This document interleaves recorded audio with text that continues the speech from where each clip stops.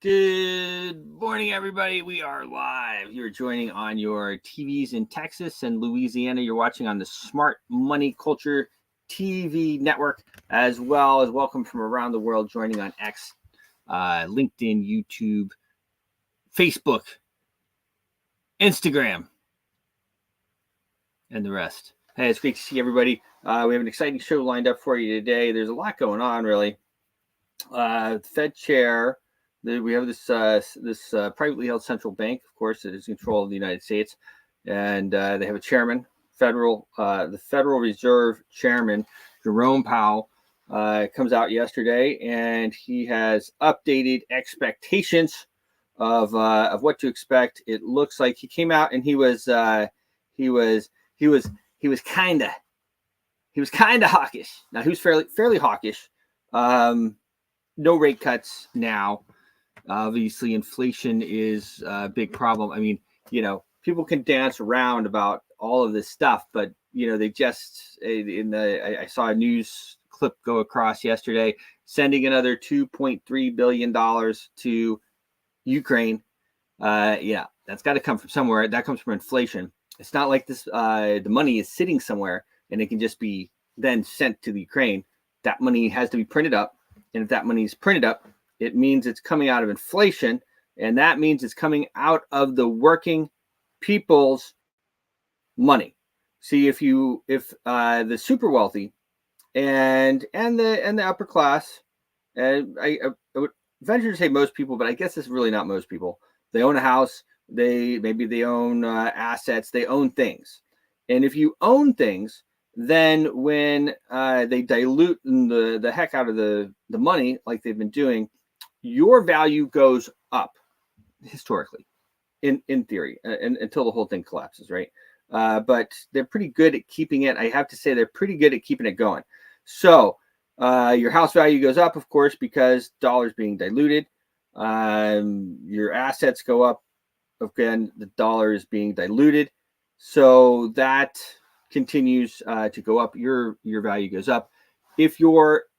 There's now 5 classes. We have the ultra wealthy, we have the affluent, we have the middle class, we have the working class, and we have the lower class. And if you're in this middle class, working class, lower class, really really affects the working class and lower class the most. So it's like one of the worst taxes. Really, inflation is one of the worst taxes that you can have. It's levied by the central bank. Government says, hey, we want this money. Central bank says, no problem, we'll give it to you. We're going to charge you about 3% for it. So out of that $2.3 billion, they made 3% of that, which is a lot of money. It's a lot of money. Okay, it's a lot of money.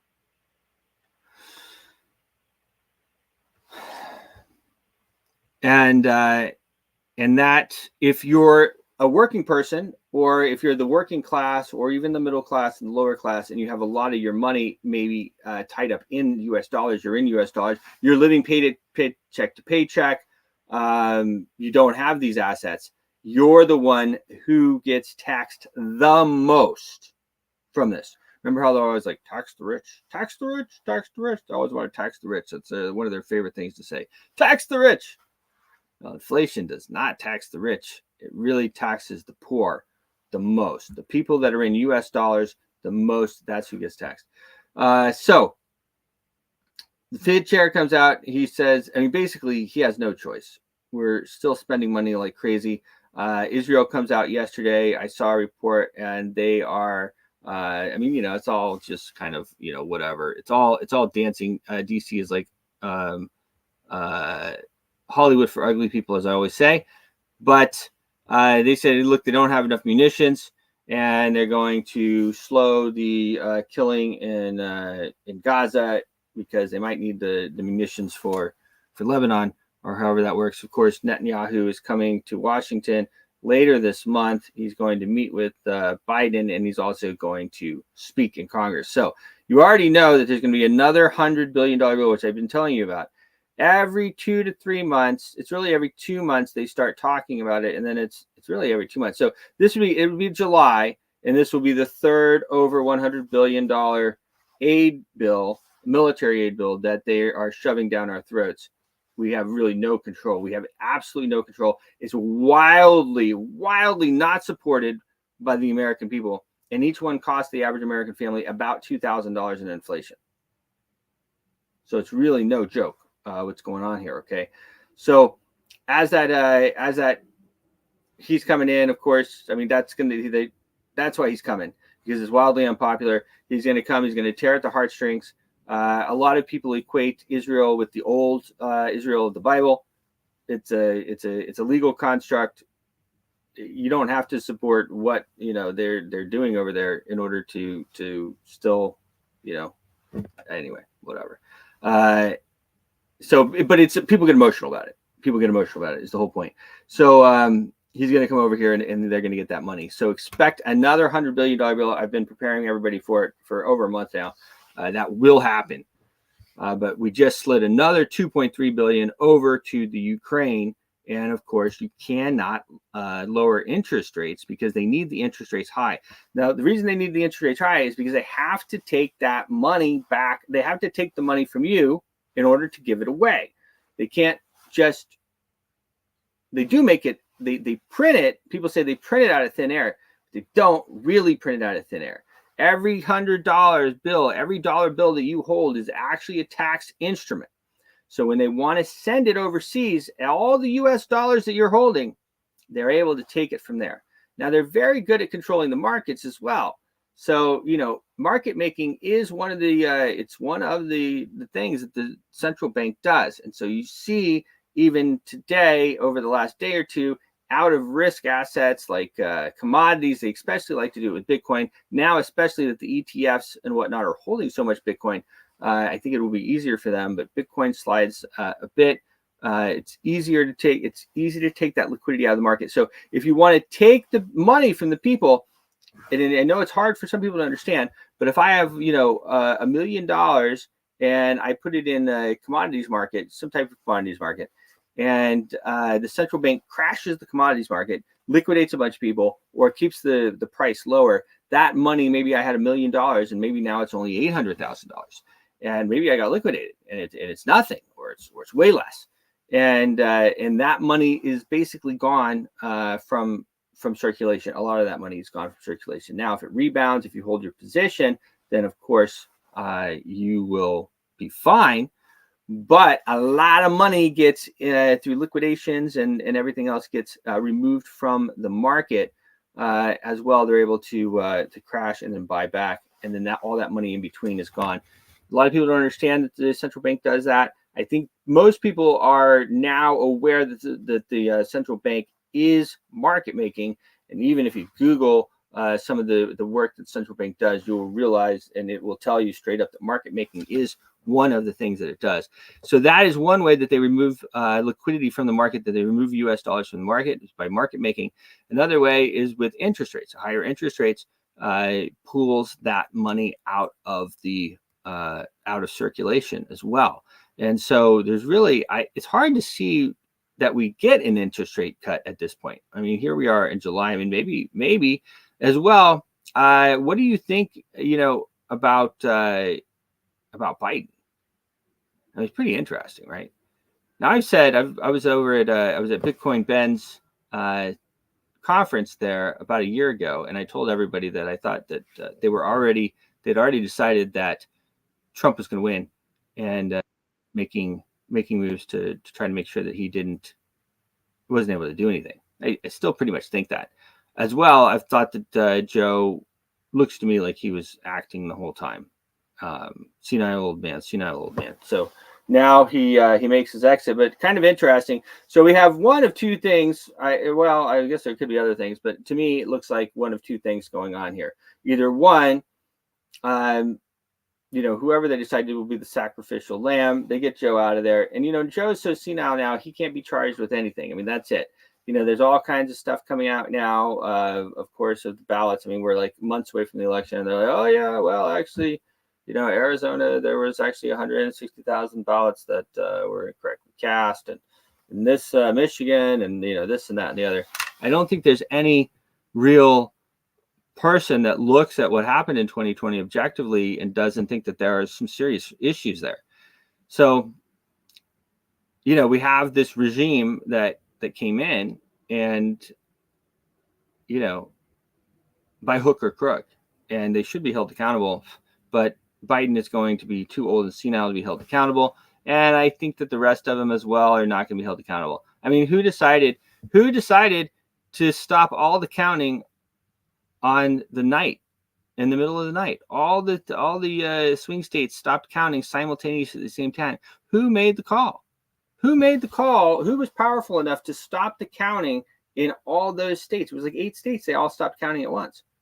So this was a criminal conspiracy, treasonous conspiracy. It looks to me, I should say, it appears to me, it's a treasonous and criminal conspiracy to overthrow the United States, or at least try. I mean, I don't know. Maybe I'm wrong. It appears to me. So, I don't think, obviously, Joe's going to be, they're going to say he's too old and senile. And I'm not making fun of his lisp. I'm just making, I feel like I've always thought it was an act. So, let's see. So the Fed's kind of hawkish.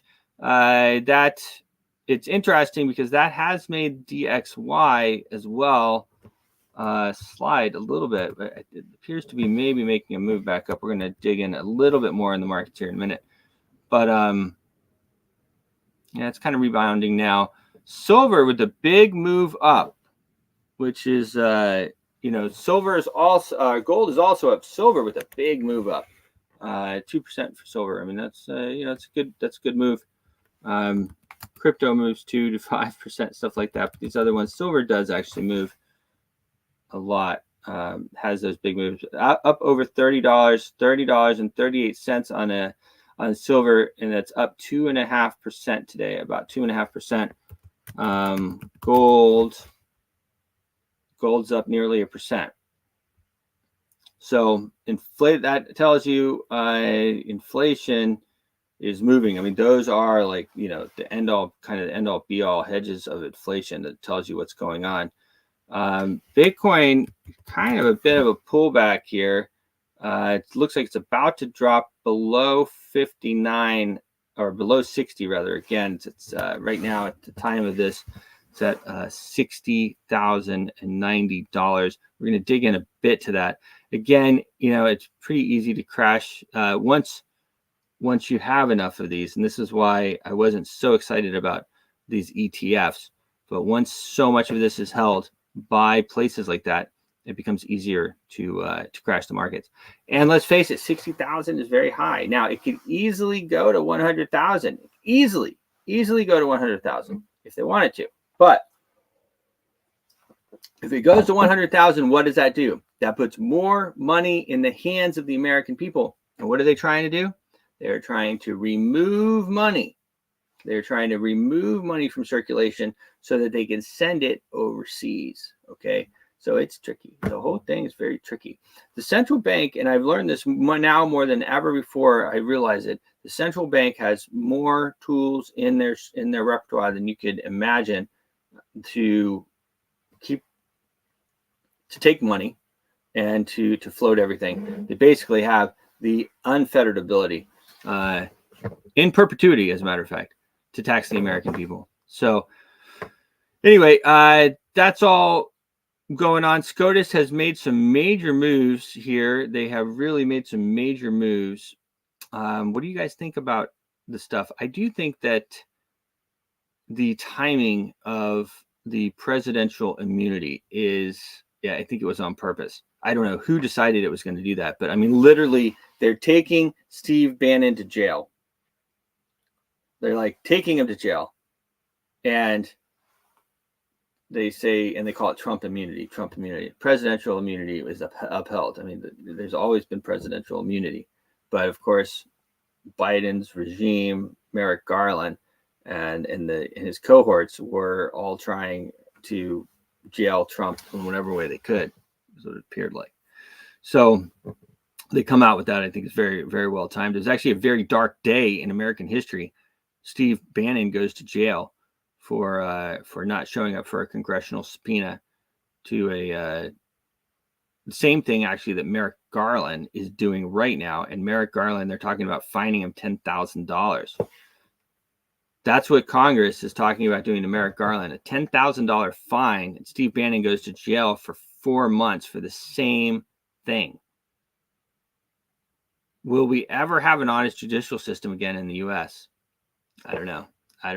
Who do you guys think will replace Biden? Who do you think is going to replace Biden?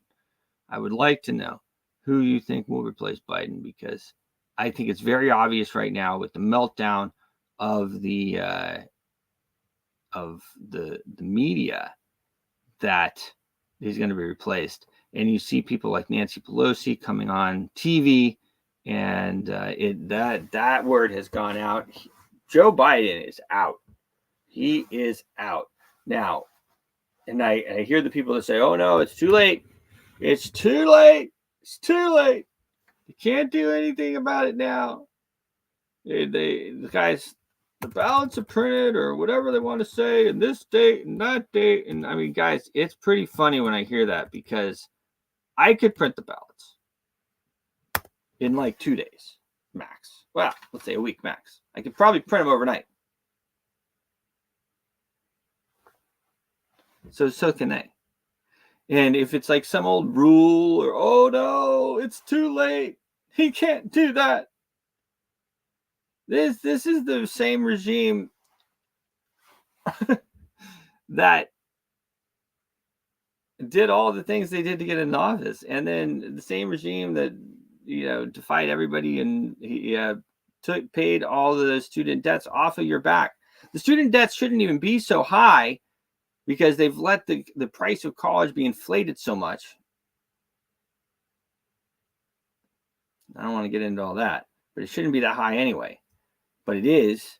So now these kids coming out, they have all this debt, and then Biden decides, okay, well, we're going to quote unquote forgive the debt, which means they're going to again tax the middle class and the working class the most, right, to pay off the debts, because the money doesn't come from nowhere, and the bankers always get their money. So the bankers are getting paid. The people who lent the money are getting paid. So where's the money coming from? Inflation. The money's being printed. Remember, every dollar is a tax instrument, and then they're pulling it out of that, and you're feeling it from inflation, and that's why inflation is going through the roof. All right, we have a market report from my main man, Matt Dixon. Matt Dixon with the market report here. He is doing some stuff with his launch. So I'm going to play this. Let me share my screen here. Great report that we have.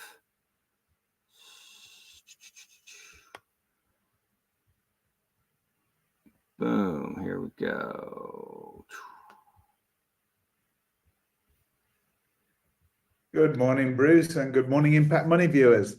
So we had Fed Chair Powell's speech last night, and I listened with great interest to look for clues on the trajectory of the US economy. And it seems that risks are balanced on both sides. So he was saying basically clearly there are risks on both sides, that they're really on a high wire, and very, very difficult to manage the economy at this particular stage, because if they were to, he's basically saying that the current stance of interest rates is actually relatively tight and restrictive, and so basically that will slow the economy in time, but also there's still some inflation pressures. So they have the problem of they know this employment is beginning to soften, and don't forget we've got the employment data due this Friday, so that will be very, very important to watch. So employment appears to be softening, so the economy is beginning to slow. We're starting to see a reduction in demand, and we saw that in ISM figures the other day as well, in terms of purchasing. So the economy is softening just a little bit, but also we still have elevated inflation. And inflation, remember, is the thing that was furthest from the mandate, furthest from that 2% target for inflation. And so that was the main target of focus, really, with these high interest rates that we've now sustained for quite a long time in the US. And equity markets and crypto markets are very much on hold. They're treading water, waiting for some sort of change, maybe an easing of monetary policy. And there've been no signs of that, as we very well know. They anticipated 5 interest rate cuts this year, and they've gradually reduced and reduced and reduced. And it now looks as though we're probably only going to get 1 interest rate reduction this year. And even that will need to see a further softening on inflation, because inflation is still fairly high above the target rate. So we'll watch that closely, and we'll watch the employment figures closely on Friday. And obviously then the next figures to be watching will be inflation figures again. Then we'll have next month, we're going to have rate setting again. So at the end of the month. So all these things, the rate setting, the interest rate is what's really going to determine asset prices. But last night, Fed Chair Powell's speech, just to summarize, was fairly hawkish, saying that for the time being, they needed to retain the relatively high interest rates, and there was no indication of dropping interest rates just yet. And that's why we're seeing red pretty much across the board here, across all of the assets, and I say virtually all of the assets. So interestingly, we see gold actually is one of the few assets that's higher. Gold and oil are higher, and virtually everything else is down. So we'll jump first of all actually into gold, I think. And the reason that gold has stayed higher is because what he's saying is effectively inflation is still a bit of an issue. And bear in mind that gold is the traditional hedge against inflation. And also there's a high correlation between the gold price and the oil price, which is why you see both these figures in green. So I think that that's fairly self-explanatory, but I'm still expecting at some point we will see a further push down. But this is a little bit concerning, the fact that interest rates don't look as if they're going to be dropping anytime soon. And as I say, that's why we're seeing red across the board.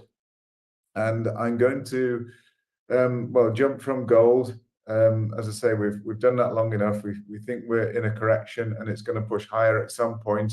But I think we also have potential for down when there is some indication of lowering interest rates. But let me just jump straight over to Bitcoin. So Bitcoin, I think it's very, very interesting, because we've had this long-term ascending parallel channel, which has gone on for over a year now. And we actually respected that channel perfectly recently. When I say recently, I think it was just a very few days ago. I think 25th of June. I think we had it. The low point here, 24th of June. Sorry, that's it. So we touched and respected the support of the long-held parallel channel. We pushed up, and what's concerning is we pushed up in a very clear 3 waves. So we can see that A, B, C. It's actually a 5-3-5, which is called a zigzag. That is a correction. So whilst the overall direction in the market still appears to be impulsively higher, we've been in a very long-term correction. That correction now has gone on since 13th of March this year, and we've been correcting. You can see this choppy sideways movement. Now, what concerns me is obviously this little correction here tells me we're likely to have downside to come below here. What that tells me is this long-held parallel channel is likely to break. I think price will break below it. And the most likely target would be the 100%. So what I've done, I've measured this from the top of this wave to the bottom of this wave. I've transposed it to the top of this, and it gives me a target here for Bitcoin, potentially 54,000. That's quite worrying, because it's a little bit below where we are now, probably 10% below. Nothing really serious in the overall scheme of things with Bitcoin. But I think there's a real probability, certainly a possibility. So I'll be very, very cautious. I mean, if we do reach that level, I'll certainly be looking to DCA into this and other assets. And another thing that tells me this is a real possibility, we appear to have had some kind of 3 waves down, some kind of 3 waves up, and we're looking at a potential 5 waves down now. So 1, 2, 3, 4, and looking at a final 5th wave down. That would be a 3, a 3, and a 5. And that's basically what's called a flat correction, but it is again a correction. But a correction means we should then push to new all-time highs above the previous all-time high for Bitcoin, So slightly longer term, I'm actually really bullish on Bitcoin. But short term, with this particular phase here in mind, with the three-wave correction higher, and we're pushing what looks to be reasonably impulsively to the downside. And that's, as I say, off the back of Fed Chair Powell's fairly hawkish speech, saying that there's still work to be done and that these high interest rates are actually appropriate for the time being. So that's why we're pushing down a little bit with the price of risk assets, including Bitcoin. So I do think that we're probably going to break this. So in normal situations, I'll be looking to, I think my risk reward will be good with this parallel channel, but looking at the wave count, I think this channel is going to get broken. And so I won't be looking to DCA at this particular stage. I'll probably wait ideally for a bit lower. Of course, if we bounce off that channel and we were to get some kind of further impulsive move to the upside, then that would change my mind. But for now, the risk is that we could break through this support channel and break lower on Bitcoin. This has been confirmed very much with Solana. Very similar situation. So again, after the big impulsive move we had up to from $8, with the FTX crisis, all the way up to $210, and then we've moved down very clearly. This is a slightly different type of correction, but it's the same overall look. So we can see that after the impulsive move to the upside, we're correcting kind of slightly downwards, but choppy movements. But what we've had here, instead of 335, this looks like a 535. So we can see 5 here. So basically wave 1 down, wave 2 up, wave 3 down, wave 4 up, and wave 5 down. That's the first 5 waves down. And then we've had some kind of 3-wave move up here.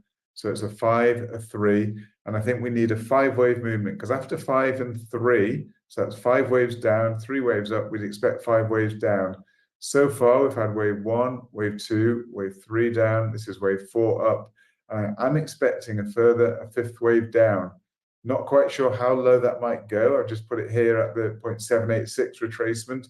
It could even go further to the 100% here. Entirely possible. I mean, Solana is a volatile asset. We can see here on the percentages that amongst the assets is actually the biggest faller of the main ones that I'm following here, falling so far today, 4.56%. So there's a real possibility that Solana will correct a bit lower. That would give me an ideal look for this correction. A 535, I would expect. The B wave didn't reach the A wave here, and I would expect the C wave to go beyond the end of the A wave down here. So I think it would be perfectly reasonable to expect more downside to come on Solana, and that would probably be reflected across the board with other assets, but maybe Solana might be more volatile than most. So that's 2 assets that fit together like pieces of a jigsaw, telling us the overall look is likely to be to the downside. So we'll look around at a couple of others. We'll look at Ethereum once again. Surprisingly, because we had the green light for the Ethereum ETF, but it looks as though potentially we've clearly had some kind of corrective move down. This may have been an impulsive move to the upside. So Ethereum is a little bit less certain in terms of whether we'll actually complete a further correction to the downside, maybe perhaps a little bit lower.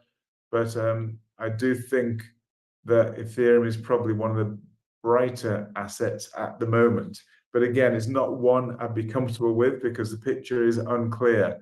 We've had, it's in a choppy correction at the moment. And with the other assets looking fairly negative short term, that's Bitcoin and Solana, I think that we could still see some further downside with Ethereum. And it has actually dropped quite a long way. We were up above 4,000, weren't we, not long ago, back at that March time, 11th of March.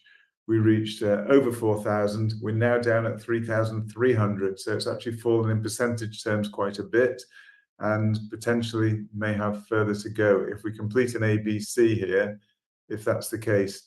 The only thing is, it's a bit difficult to count this. I mean, it could be an ABC here instead of a 1, 2, 3. And I've always said that is one of the problems with Elliott Wave. When you see 3 waves, it can potentially be 1, 2, 3, and then we'd have 4 and 5. Now, at the moment, that's still a possibility because this wave down here hasn't gone into territory of this, what I've got labeled as wave 1 here. Now, if price were to drop below this here, this level here, 3,216, then we would know that this is an ABC correction complete and we're pushing further down. So that's the area I'm going to be watching for, the top of this wave 1. When I'll just put the line on there so you can see very clearly. Horizontal ray there from the top of wave 1 here. You can see it was respected. We didn't cross into that territory, but if price were to drop lower and cross into this territory, we then know that this is a 3 down, a 3 up, and we probably expect 5 waves down, which will take us a bit lower still on Ethereum. So there are some risks to the downside short term, but again, this looks to be corrective overall, longer term. And so I'm still really confident that these markets will push to, substantial new highs here. Certainly for Bitcoin, all-time high. For Ethereum, there's a real chance of all-time high. For Solana, again, real chance of all-time high. Some tokens might not reach all-time high. I think probably for Litecoin, there's too far to go to reach all-time high. But certainly this does still appear to be some kind of correction. And I've got C wave labeled lower. It could be even, quite a bit lower if the markets are going to be in corrective mode for the time being. But even so, this is probably corrective in the form of A, B, and C. And after that, we'd expect push to new all-time, well, not new all-time highs, but new highs above this local high here of $113 for Litecoin. But it's not nailed on. But at the moment, as I say, I wouldn't be looking at jumping into long positions just yet because the wave counts look fairly negative. We've even, I did have some, I'm not sure which asset I drew it on now. Actually, it's on BNB, yeah. We had hidden bullish divergence. That is actually in danger. And as I've said, divergences are one of the strongest indicators that we have. It's actually known by a lot of people as a leading indicator. I dispute that because it does work off historical data, but even so, it's a very powerful indicator, but it's still not 100%. No indicator is 100%. And actually, the divergence we see here is extremely mild. So I'll just put the bottom line in here. So look at the corresponding level from here to here. So we can see that there was divergence in place. And I was expecting, in fact, price did push a little bit higher, but it looks as though we're going to push down lower. Now, if this price brings this line here below the parallel and to actually a descending line, then this hidden bullish divergence will be completely eliminated and it will potentially open the way for lower, even on BNB. And BNB is one of those really robust, solid foundational tokens that's, it's got great use case, etc. But even so, if we were to see it, if we were to see this hidden bullish divergence eliminated, we could see lower on BNB. XRP, again, it's looking, I've got potentially labeled here. I was hoping we'd go up to, higher up with next wave here, but potentially that X wave may have actually completed, somewhere over here, and we could be beginning to push further to the downside with WX may have completed here, and we could be looking at a Y wave even lower. So this target may have actually may have changed, and we may actually see that coming down from the previous high there. Well, actually, it's right over here. So if I put that there, move this over here, and we can see potentially that XRP has lower to go to complete a correction. I like to have all the assets aligning. Certainly some assets, some crypto assets can react differently and can behave, you can get a positive run on one asset and not on another. But in general, they're fairly highly correlated. And it's only when that you get some specific internal fundamental news about a token, a major breakthrough, maybe a news story, like, for example, with XRP, when we had that SEC information come out and we got a massive pump in XRP to about 90 cents at the time. But since that, it's fallen back a long way. But that's because there was some specific news about the token and it behaved differently to others. And you can get that. But in general, as you can see here, across the board, in general, they tend to behave in pretty much the same way. There's just a couple here. We've seen Link is mildly positive today. And the one we featured yesterday, interestingly, Monero, which was upgraded by eBay, we did a big feature on that in yesterday's show. Monero is actually positive. So again, showing a bit of the power of eBay ratings there, that in a down market, it actually managed to pick out a token to appreciate even in an overall down market. So that's an amazing validation of the eBay ratings as far as I'm concerned. We'll just look at a couple of others before we head off. ICP is one of our favorite tokens, but it's actually been really in the doldrums of late. We'll just try and phase screen out, scroll out a little bit there. So potentially looks like some kind of again corrective move to the downside. Looks as though potentially further to go. So we did have a target anyway of this 100% would be a 6.4. 6.49, yeah, and we're currently on 7.6. So even if we just go to the 100% extension, there's somewhat lower to go. But don't forget, we could even extend lower. It doesn't have to be 100%. The next most common after 100% is actually 1.618. Now, I really don't think ICP is going to go that low, but I'm just saying we could get a further extension. And it's not always that it goes to a Fibonacci extension. Fib extensions are great tools because probability is high that prices will turn on a Fib level, but it's not 100% of the time. In fact, in a particular cycle, for example, in an impulsive cycle where you have a 1, 2, 3, 4, 5, there's normally only 2 of the 3 impulsive waves, that's 1, 3, and 5.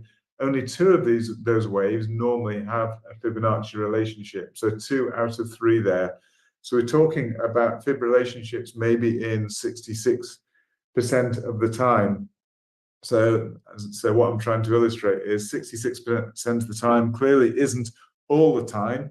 And so it's not necessary that we will reach a fixed Fib number here or even 100% extension. So, but I'm just saying overall to fit the jigsaw pieces together, it's looking to me as though we potentially have a bit of downside to come on the market.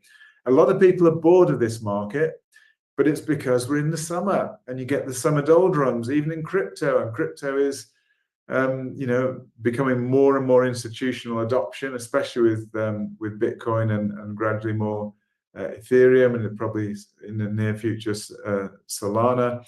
So it's becoming more and more institutional, and we get this summer break, and also it's election year, so things are just it is a pretty boring time to be trading. And I just said to somebody, maybe it's a good opportunity for scalping. So with my trading, I actually change my trade strategy depending on how markets are. So when markets are in volatile and really swinging mode, I will look to take some bigger, longer term trades. But when markets are really choppy like this, I'll often be jumping in and out of short term trades and just scalping little profits where I can. So I actually jumped out of a couple of long positions recently before this current fall now. In fact, just this weekend, I jumped out of positions because I was a little bit concerned that we may see some downside. That's what we're apparently seeing now. And I don't know, obviously markets can turn. I can't predict the markets, but I just go on risk reward. And I think there's some risk for further downside. And that's why basically I've jumped out of a couple of my little holdings to try and secure what I've got, keep my powder dry, so that if we do drop to those levels I mentioned, for example, with Solana, there's potential for quite a bit lower. And we're seeing a really solid red candlestick on the daily at the moment. So if that daily finishes, or if we even get it lower, we're going to have basically a very, very negative indication on Solana for the short term. I'm only saying short term, so I'm still bullish. Just to clarify, I'm still very bullish long term on these assets. So I do think that this is just a correction from that 210 level, but I think we're going to go quite a bit higher above that 210 and possibly to all-time highs on Solana. But short term, I have concerns. A little bit like gold, I think that this correction, this ABC correction, I would like to see the C wave probably go below the bottom of this A wave here. But I'd like to see that before I start to DCA, ideally. But if price were to rally higher, I'd need to maybe relook at it. But for the time being, I just need to keep that bit of concern there. So I've said before that some of these assets, for example, like Bonk and Book of Memes, I mean, Bonk is down 3% basically at the moment. It's not a great deal. It's not a big deal. But if I'm seeing some potential negativity in markets, things like Bonk and Book of Memes here, which are highly volatile tokens, if we see downside on the market, we're probably going to see more downside on these tokens. And so I will wait until the market is, has really given me some confirmation of upside before I would think of jumping into these. They're great opportunities sometime. Even Doge, it's down 3% today. Great opportunities. Shiba down 2.09%. Even that powerful one we talked about, Toncoin, down 2% today. So with this negativity, I will be avoiding, even when I DCA initially, I'll probably be avoiding the more volatile assets and wait till I get confirmation of upside. Then I'll jump into some of these higher risk, more volatile assets and look to catch then the exaggerated upside on those assets. So the first assets I would be jumping into, if we see further correction, would be the more solid assets like Bitcoin and like potentially, Ethereum and maybe even Solana. They're the assets I'll look if we get further correction down to jump in first. Then once we get actual confirmation, I'll then look at the more volatile assets and maybe just take a little bit of a pinch in those different assets to give a bit more spice to the overall portfolio for some real potential, real gains. Although, having said that, even Bitcoin, is still more volatile than, let's just look at the S&P 500. S&P 500 still climbing high, and I did say that this looked like a correction, and we're near all-time highs yet again. So it's just amazing how the stock markets are still pushing higher and higher, really. We've seen a bit of a correction on risk assets, cryptocurrencies. The big question is, are they leading or are they lagging the main market? If they're leading the market, that's telling us that S&P is going to come down soon. If they're lagging, then, before long, crypto will get that rebound higher. And that's my favorite scenario is, I think that cryptocurrency is just lagging a little bit at the moment. And as I said the other day, the reason is that we've actually got effectively too many assets, you could say, in cryptocurrency, in the crypto world. So I may just flip to that just to show you that chart once again. Because I think I just have to flip down to it. There it is. I think it's really, really important, powerful chart to be looking at. So in 2013, we only had 7 credible crypto assets in the cryptocurrency world, just 7, and that you can see how that grew each year. But the problem is, we had the high in let's see, it was about November 2021. So if you look at Jan 22, roughly that time, so that was roughly the previous all-time high for Bitcoin when it was 69,000. So the number of credible crypto assets was 8,700. We now have, and we've now have, this is March 2024, 13,000. So it's almost double the number of assets, and yet we have virtually the same market cap, overall market cap. And Bitcoin has held its own market cap. So in other words, all of those other assets, the reason they've fallen is we've got twice as many assets with only the same amount of capital chasing that twice as many assets. That is why altcoins are lagging, and people look for reasons and try to think of magical reasons as to why it's happening. This is just clear, logical numbers as to why it's happening. So we need to have some change in the market. We need to have basically some kind of greater adoption. We need to have more liquidity in the market, and that will only come when the economic conditions change. And by that, I mean when interest rates come down, or even potentially when we get more money printing, which I actually do believe will probably come maybe towards the end of this year. We'll get more money printing, perhaps to stimulate the economy, because I think the economy is going to hit a roadblock. I think we're going to see recession at some point in the US, and at some point they'll start to print money again. That means there's more liquidity, and then this issue that we have here of too many tokens with the same amount of money will change, because then we'll still have these tokens, but we'll have a lot more money sloshing around with the money printing. They're creating money out of thin air, and it has to go somewhere, and it will go into these risk assets, and it'll pump the risk assets once again. So this is why I think there's a reasonable chance that those short term, I think the markets are looking a little bit risky, a little bit potentially negative, but longer term, I'm still really positive because I think there's going to be more money in the system. I think that will address this problem that we have, and that should push markets higher.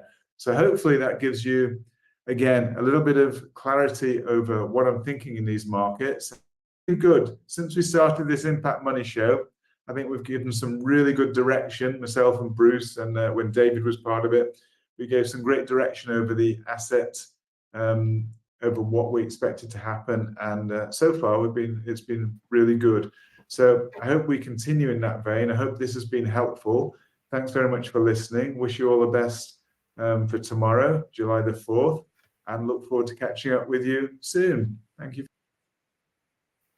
All right, well, there you have it. The great Matt Dixon with his market report. I don't know about you guys. I love it. I think that it's one of the great things that we do on the show. Very interesting what the charts are telling us and how these things play out. Of course, I have a lot of respect for Matt. Matt and I have worked together for quite a while now, off and on. We made quite a bit of money together as well.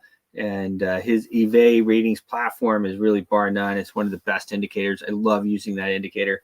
So one of the things I wanted to talk about, and sometimes I'll talk about totally myself about the central bank and the situation that we're in. The central bank is able to really control everything that we're doing, and all of our money supply. They can print it and they can take it, and they can take it from inflation by just taking the value, by diluting it. They can take it with the interest rates. They control the monetary policy that was given to them by Woodrow Wilson, and in the dead of night they passed it.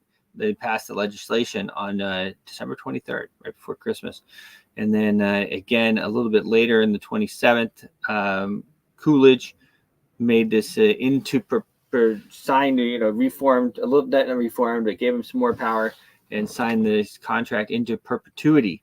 And then, of course, they took all of the Americans' gold in 1933. They actually confiscated all of our gold. All of your family's gold was taken, and then they made it illegal for you to own gold. You were only able to use paper money.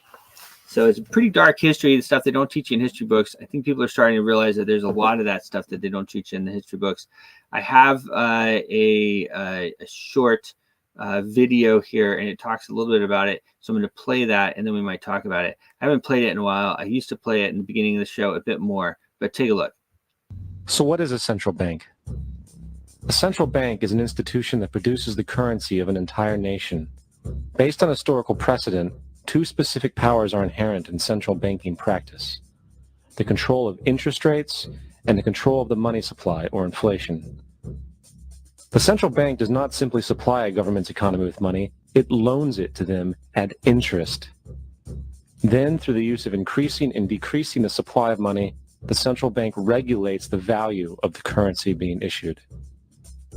It is critical to understand that the entire structure of this system can only produce one thing in the long run: debt. It doesn't take a lot of ingenuity to figure this scam out. For every single dollar produced by the central bank is loaned at interest. That means every single dollar produced is actually the dollar plus a certain percent of debt based on that dollar. And since the central bank has the monopoly over the production of the currency for the entire country, and they loan each dollar out with immediate debt attached to it, where does the money to pay for the debt come from? It can only come from the central bank again, which means the central bank has to perpetually increase its money supply to temporarily cover the outstanding debt created, which in turn, since that new money is loaned out at interest as well, creates even more debt. The end result of this system without fail is slavery, for it is impossible for the government and thus the public to ever come out of the self-generating debt. At this time, the dominant families in the banking and business world were the Rockefellers, the Morgans, the Warburgs, the Rothschilds. And in the early 1900s, they sought to push, once again, legislation to create another central bank. However, they knew the government and public were very weary of such an institution, so they needed to create an incident to affect public opinion. So, J.P. Morgan, publicly considered a financial luminary at the time, exploited his mass influence by publishing rumors that a prominent bank in New York was insolvent or bankrupt. Morgan knew this would cause mass hysteria, which would affect other banks as well. And it did. The public, in fear of losing their deposits, immediately began mass withdrawals. Consequently, the banks were forced to call in their loans, causing the recipients to sell their property, and thus a spiral of bankruptcies, repossessions, and turmoil emerged. Putting the pieces together a few years later, Frederick Allen of Life magazine wrote, "The Morgan interests took advantage to precipitate the panic, guiding it shrewdly as it progressed." Unaware of the fraud, the Panic of 1907 led to a congressional investigation headed by Senator Nelson Aldrich, who had intimate ties to the banking cartels and later became part of the Rockefeller family through marriage. The commission, led by Aldrich, recommended a central bank should be implemented so a panic like 1907 could never happen again. And in 1913, with heavy political sponsorship by the bankers, Woodrow Wilson became president, having already agreed to sign the Federal Reserve Act in exchange for campaign support. And 2 days before Christmas, when most of Congress was at home with their families, the Federal Reserve Act was voted in, and Wilson in turn made it law. A world banking system was being set up here, a superstate controlled by international bankers, acting together to enslave the world for their own pleasure. The Fed has usurped the government. Now, the public was told that the Federal Reserve System was an economic stabilizer, and inflation and economic crises were a thing of the past. Well, as history has shown, nothing is further from the truth. The fact is, the international bankers now had a streamlined machine to expand their personal ambitions. It's alive! For example, from 1914 to 1919, the Fed increased the money supply by nearly 100%. Resulting in extensive loans to small banks and the public. Then, in 1920, the Fed called in mass percentages of the outstanding money supply, thus resulting in the supporting banks having to call in huge numbers of loans, and just like 1907, bank runs, bankruptcy, and collapse occurred. Over 5,400 competitive banks outside of the Federal Reserve System collapsed, further consolidating the monopoly of a small group of international bankers. Privy to this crime, Congressman Lindbergh stepped up and said in 1921, "Under the Federal Reserve Act, panics are scientifically created. The present panic is the first scientifically created one, worked out as we figure a mathematical equation." However, the Panic of 1920 was just a warm-up. From 1921 to 1929, the Fed again increased the money supply, resulting once again in extensive loans to the public and banks. There was also a fairly new type of loan called a margin loan in the stock market. Very simply, the margin loan allowed an investor to put down only 10% of a stock's price, with the other 90% being loaned through the broker. In other words, a person could own $1,000 worth of stock with only $100 down. However, there was a catch to this loan. It could be called in at any time and had to be paid within 24 hours. This is termed a margin call, and the typical result of a margin call is the selling of the stock purchased with the loan. So, a few months before October in 1929, J.D. Rockefeller, Bernard Baruch, and other insiders quietly exited the market. And on October 24, 1929, the New York financiers who furnished the margin loans started calling them in masse. This sparked an instantaneous, massive sell-off in the market, for everyone had to cover the margin loans. It then triggered mass bank runs for the same reason, in turn collapsing over 16,000 banks, enabling the conspiring international bankers to not only buy up rival banks at a discount, but to also buy up whole corporations at pennies on the dollar. It was the greatest robbery in American history. But that didn't stop there. Rather than expanding the money supply in order to recover from this economic collapse, the Fed actually contracted it, fueling one of the largest depressions in history. It's the biggest scam in American history. That's what they don't teach you. They don't teach you that stuff because they're in control. The same people that own the banks. Of course, if you own the banks and you own the money supply, okay, you control the company. You can pay off whoever you want. If you go against them, And I'm not saying that Thomas Massey's wife was assassinated, but she did end up mysteriously passing away just weeks after he strongly came out against the central bank, the Federal Reserve, APAC, telling everybody that everybody in Congress had an APAC person. JFK also came out against the central bank, against APAC as well. It was called ACZ or something back then. He made them register as foreign agents. And he was assassinated. So what I just played was a very important history, though. You should watch it again. You should back up the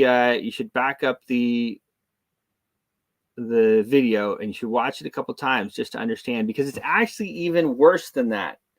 It's even worse than that. They didn't talk about, the Titanic. They loaded up basically all the big guys who opposed the central bank into the Titanic, and the Titanic went down. Now, again, I don't know if it was on purpose or not. JP Morgan mysteriously stepped to the side and didn't go. He was supposed to go on the Titanic, and he didn't.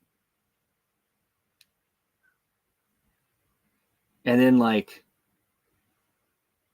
very shortly later, the central bank was passed. So I want everybody, I talk about it quite a bit, and it's easy in life to just be reactionary. We're reactionary all the time, right? Something happens, we react. Something happens, we react. And we're reactionary all the time. We're all the time. Very often, we're reactionary. But it's important to understand, even if you want to continue being actionary, that there are people in the world that are acting not reactionary. They're thinking what you are going to react. How is the public going to react? When they talked about how they orchestrated the bank run, they all exited the markets, and then they crashed the markets, called in all the margin calls. Okay, the public was reactionary, but they were the ones pulling the strings. They were the ones doing it, and they orchestrated this mass takeover of all of the other banks, pretty much 16,000 banks that were in the U.S., as well as corporations, and they bought on pennies on the dollar. And it was an orchestrated crash. You can look back and see how it happened and put that together. Woodrow Wilson, in his later writings, said that passing the Federal Reserve Act was the worst thing he ever did. He gave control. He literally said he gave control of America to a small group of foreign people. There is only one way forward. There's only one way forward, and that is we have to get out from under the Federal Reserve. We have no choice. Your kids will not have any future. At no point is the central bank going to start giving money back to you and your future generations. They are only going to continue taking it. Think about that for a moment and let it sit in. And if you think I'm wrong, because it's a really important statement. Do you think that the central bank is going to give you back or give your kids money?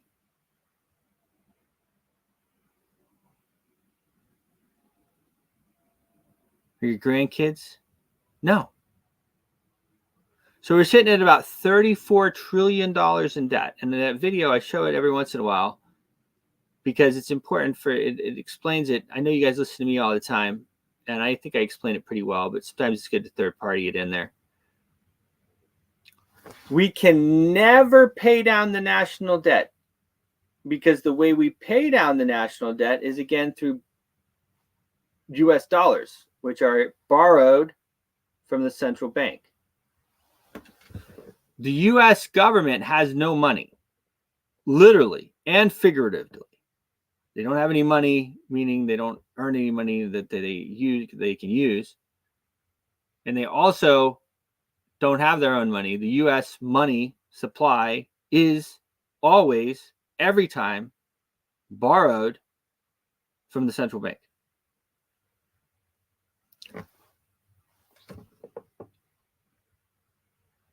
Now, I could get into more and more of it. I mean, this is why, this has been a problem throughout history, as a matter of fact.